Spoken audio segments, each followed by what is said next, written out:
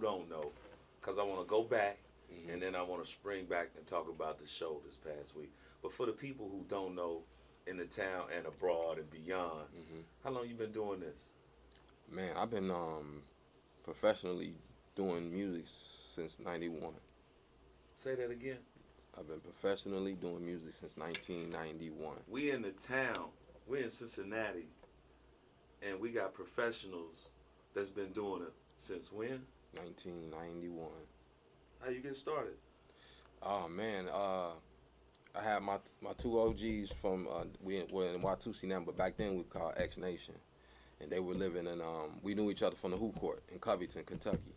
We all played ball, but they were a few years older than me. They were already up in Columbus in school, and they started rapping or whatever. And they was like, I had just graduated. I was going to Northern Kentucky University. My plan was to play basketball. So my money got messed up. Some with my student aid, financial aid, and all this different stuff was just messed up. So I'm going to class with no books, no nothing, and everything's just going. I'm sharing people's books and stuff like that, but I'm not able to do my work because I don't have the books. I don't have the money for the books. So all around this time is going into November of that year. One of my OGs, they came down and they came up. They was on campus for some reason that day, and it was telling me what was going on. Yeah, X started rapping. He in Columbus. He been doing shows and da-da-da-da. And I was like, oh, and that's what I've been.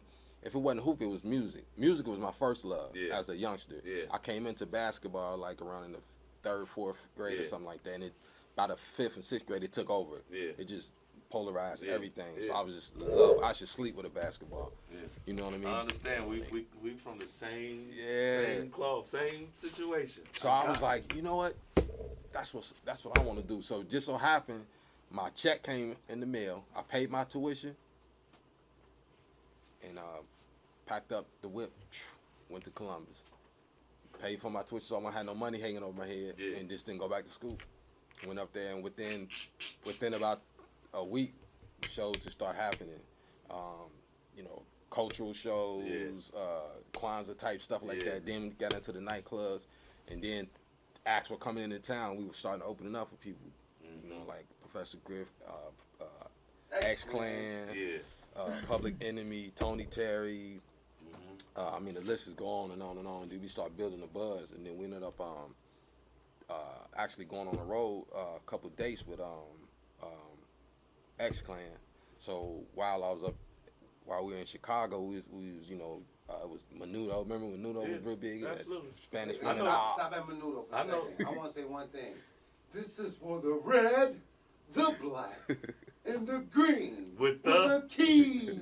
Sissy. Yeah. Back to Menudo, my bad. Yeah, but we all were in the same hotel. X-Clan, us. Well, we with X-Clan. Menudo. Shouts out to Jeff Weiner, who was in charge of Menudo. I know him. Word? Yeah. Chubb Rock was there, and was there. Tony Terry was there. It was just all these different people in this one high-rise hotel in downtown Chicago. But I done kicked it with PXO. He done parted some words of wisdom on it and all that type of stuff. KRS-One, same way. But that's how I got started. Started in Columbus, Ohio. Then we came back after a couple years up there. We came back, try to get our base together, and we ended up in '93. Ended up signing with this label called Holy Angel Records, but it was ran by Mark Santangelo. The Santangelo family was the ones who bring the jazz festivals and all that stuff in. So we tried to do some business with him, and it was going good for a little while. Then things weren't right, and then we had to part ways in '94. Then '95, we started the Watusi Chopp. I want to get loose. I just want to get loose. I ain't even went into the album yet. I got so many years of just banging ass shit. So I'm gonna bust y'all head with it real quick. Let's go.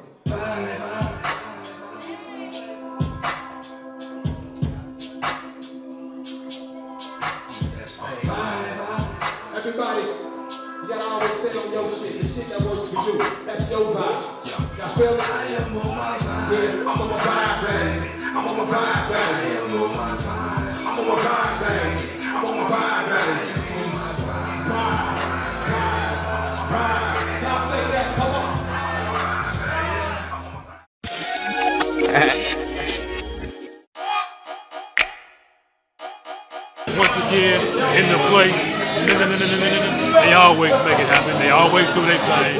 One love, in the way. Artistry.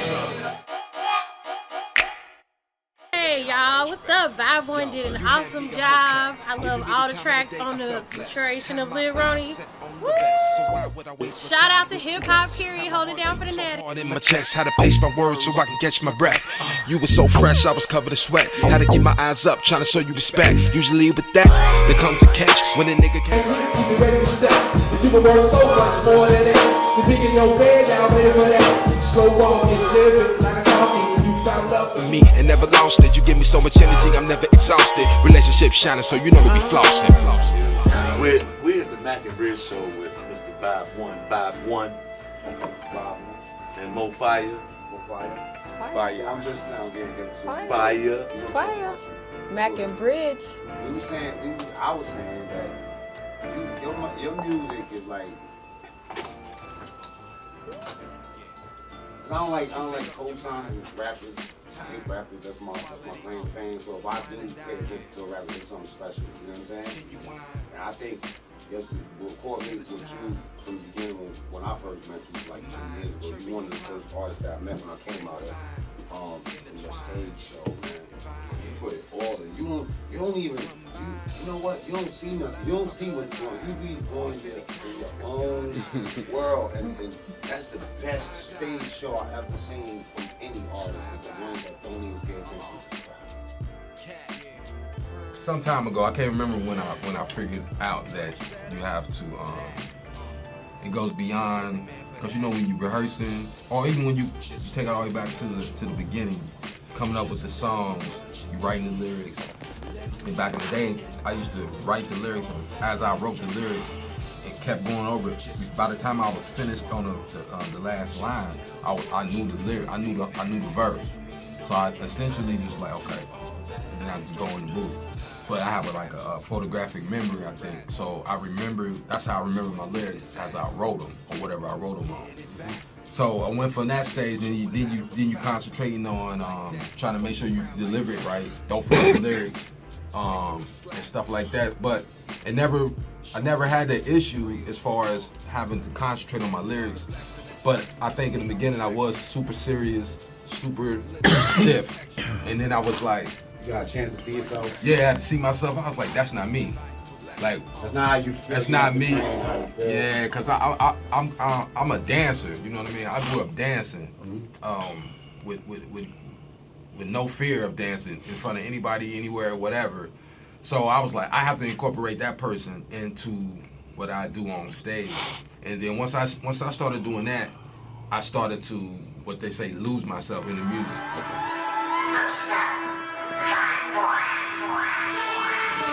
Punch to the baby, don't say a word. The crowd sits it on itself without the verb. Your eardrum burn from the venom of your own words. Shut the fuck up in the hallway, you gon' learn. Nobody's impressed with your wits or your side shit. You got a lot to say, but they spitting no fly shit.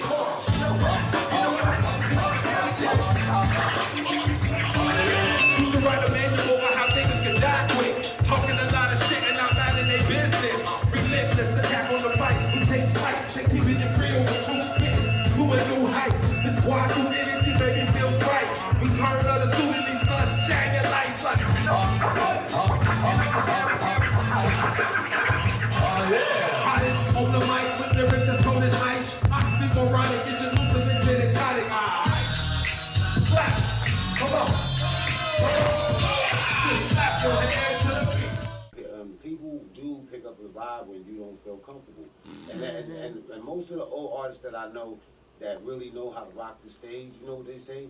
You connect. When you connect with the one person, you connect with the whole crowd. So when you see one person rocking with you, that's the person you connect with.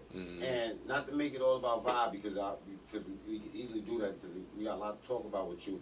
But you got your queen, right? And I didn't know your music at all, period. I never even heard of you, right? But after the show that y'all did, I did pick up on the same energy with your show too. You know what I'm saying? That you get caught up, girl. You get caught up, and it's a dope look. You know what I'm saying? Now, what's going through your mind when you performing and will he do what he said, like, lose yourself? What is going on in you? To just transfer the energy of what I'm trying to portray, and what I'm feeling. I'm pushing it out to the crowd and really controlling the crowd. Yeah. Grabbing their attention. You do grab their attention, but off top, I just feel the songs itself. Yeah, the songs is good. You know what I'm saying? Like each song is like a concept song. You get a certain feeling with each record that you're doing. This Virgo represented, and for sure I win it. If I start, you finish. I don't like endings, so it's hard for beginners. I can go for innings. You got me spinning, you got me winning. Why the city spinning? Your chest in my spinning, my hips in your gripping. Ain't no time for slipping, or no nigga tripping. Let's go sit and sipping, let's get up and rip it. Yo, that's the way I kick it. Won't be real explicit, got to really feel it. Got to be the realest, give me extra feelings. You can sing the songs, right, get it on. When y'all first met, because I want to get into the relationship thing, right? Mm-hmm. When y'all first met, did both of y'all rap? Yeah. Yes. So y'all both was rappers, and when did you meet? Well, I'll tell her how my side ended up getting to her, and then she can tell her side how we ended up getting on her from her standpoint. I had a guy that used to be my manager back in the day by the name of Rock. Yeah, Raw Entertainment out of Atlanta, Georgia, and he was living up here, and I just hit him up one day. I was like, Rock, I need to find me some female MCs that I can produce. And he was like, oh, okay, I got you, whatever. And then, now, produce, what do you mean? By making beats for them? Yeah. I wanted to start expanding and broadening what I was doing as a producer. How early in the game? This was 2003. Okay. So the next day, he called, he said, I have two of them. I said, okay. He said, one is over where I'm at now. I mean, if you got time, you can come and meet her or whatever. So I was like, well, yeah. I shoot over there, go upstairs. She's already in another recording session with somebody else going through a song. So I just poked my head in. I knew the dude she was doing the song with. Said peace to him, said hi to her, and just kept it moving because she was already busy or whatever. So it wasn't until like maybe the next week after that, she had started getting work from my brother Moses in the Watusi tribe. She had started getting music from him first, and it was a performance. She was having a performance, and we were performing at the same spot at that night at the Greenwich, and so I had seen her at the crib, but then I seen her on performing, and I was like, whoa, you know what I mean? It was just a wild moment, and she was killing it, and she used my mic. Yeah. So she had my mic, the mic she that actually raps. Right, the same mic that was for the night. And got flow and bars, right? Yeah, but the same mic that we rocked with the other night, the cordless, that was the mic back then that she was using. So I was like, I seen a post about the mic. Yeah, it might have been all over the place. But anyway, we met like that, and then it was strictly music at first, and as time went on, it moved on to other things. But that's how I came into contact with her on my end. How competitive is it between, because rappers, you have to do bars, you know what I'm saying? Like, she's spitting like a nigga. You know what I'm saying? Like, will it get competitive between y'all two? Be real. This is Mac and Bray show. We more about politics than hip-hop, man. I'm probably the more competitive one. Oh, yeah? I'm real competitive. I'm competitive with myself, so. Do y'all do music together? Yeah, we got a bunch of stuff that we've done together. We in a group together called Troop Camp. Hey, y'all, make some noise right now for the Phiyah! Make some noise! Spit a hot 16, think of force in my teeth. Get at you in 11, don't test my regime. Been hot, been flame, been pissed. You singing in your ear like you just been pissed. When hot capping for you fake, busy popping yapper. Got heat for you fake, ice cold rapper. Been a fan of the squad, now Phiyah is the member. True camp and Watusi, I remember like crack to a female, black to lean, black you see. They ain't match my team, black to me.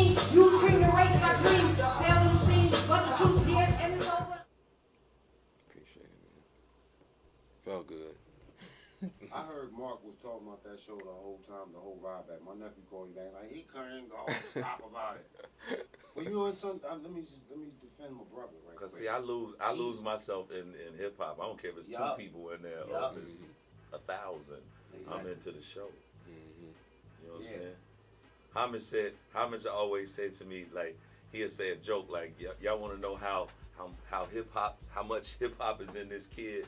Watch him when he fall asleep. Cause me and Homage done been on road trips, and he said, Mark, when cause we stay at Mac's house when we go to the Bronx, right? And he said, Mac, put on some boom bap, man, and you fucking moving in your sleep. He said, you play some trap, you fucking just lay dead under the doornail. I mean, it's in the veins, bro. You know Listen, I would do that when they would come to New York and shit. Or, you know, a couple of Mark would just bring in. Mark would just be like, yo, man, I'm gonna be there tomorrow, man. I got the rappers. Okay, I didn't know who Lantana was. I know he's sleeping in the house and shit, you know what I'm saying?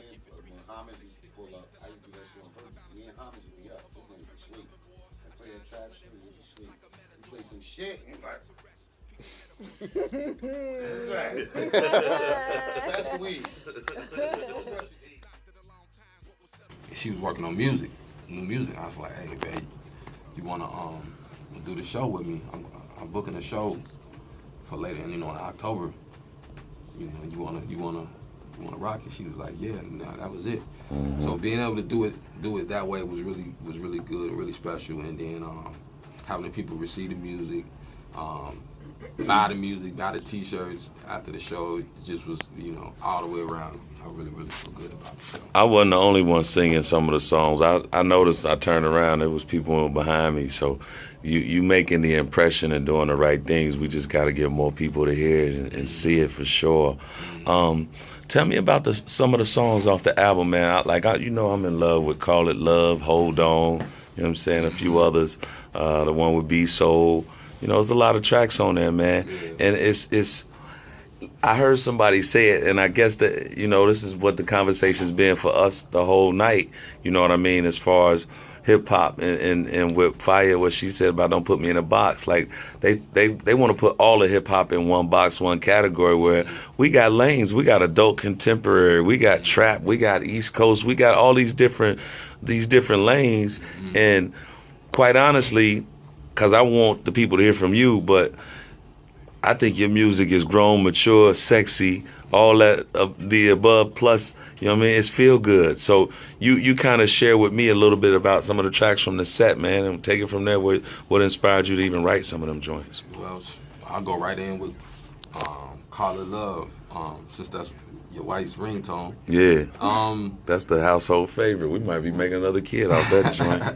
Man, first of all, to even speak on the track, I have to tell you about how getting the track, how I even got the track. Basically, what happened was, I've been telling a couple of different young producers and stuff, like, yo, you can start making money off your music by licensing it, commercials, TV, movies, and stuff like that or whatever.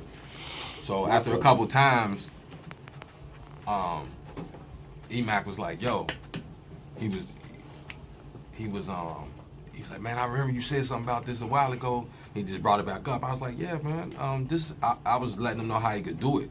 But he immediately sent me the songs. And I'm like, man, he sending me the song? Nah, I was telling him how to do it. Like, I don't need to be the middleman. Because see, a person might have been like, yeah, okay, I'm going to need X amount of dollars to do this. You don't need it. Anybody charging y'all to get y'all on some licensing opportunities, swindling. If it's not 100% that they can get you, and they really feel the music, and they actually know that I can get you this amount of money, they just really just getting some money off of you, cause you don't even have to do that, and I ain't that type of person. Yeah. So I had to hit him back to just to be clear. I was like, okay, but what do you want me to do with this? Is your music. What do you want me to do with it? He was saying, nah, I want you to put vocals and do what you would do on Giving me the time of the day, I felt blessed. Had my eyes set on the best, so why would I waste my time with the rest? Had my heart beat so hard in my chest, had to face my words so I can catch my breath. You were so fresh, I was covered in sweat. Had to keep my eyes up, trying to show you respect. You believe that? It's hard to catch. When a nigga came in, keep me ready to step. But you were worth so much more than that. You dig in your bed, now ready for that. Slow walking, living like a talking. You found love for me and never lost it. You give me so much energy that never exhausted. Relationship shining, so you know that it's solid. Knowing what you want, I'm a calling love. Thought you didn't want it, now you can't get enough. Knowing what you need, I'm a calling love. Thought you didn't want it, now you can't get enough. Time is the ultimate game. When this love lasts, when this love fades, the more they say, you just gotta be made. Continue to want the same thing, but we gotta so it elevate. Never concern ourselves with what people say. They ain't happy when they look in the mirror, so they can never be happy for me and you to let them penetrate. No one want anything jealousy. Compromise, communicate, that's it. Try not to only keep it real. When the shit goes, anything not authentic, we can eliminate. My true feelings over there that I'm really like. See that soul like food on the elevate. Every universal beat we generate. Serving that moment with simple state. Love for freedom and not to share. Knowing what you want, I'm a calling love. Thought you didn't want it, now you can't get enough. Calling what you need, I'm a calling love. Thought you didn't want it, now you can't get enough.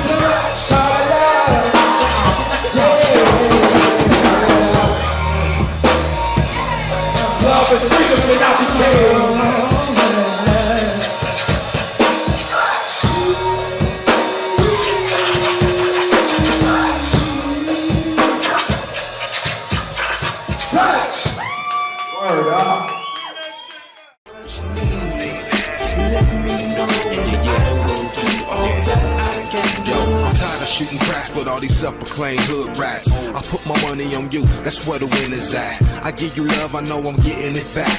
Unconditional or spiritual, in a matter of fact. We get down like that, or hold it crown like that. If one of us is down, the other one will pick up the slack. It's a natural connection whenever we show affection. Real shit, not fake like these elections. It's a blessing every day we can see our reflection. Say a prayer before we bounce to solidify our protection. Minimize our stresses, stay on the right direction. Never be too possessive, it's a valuable lesson.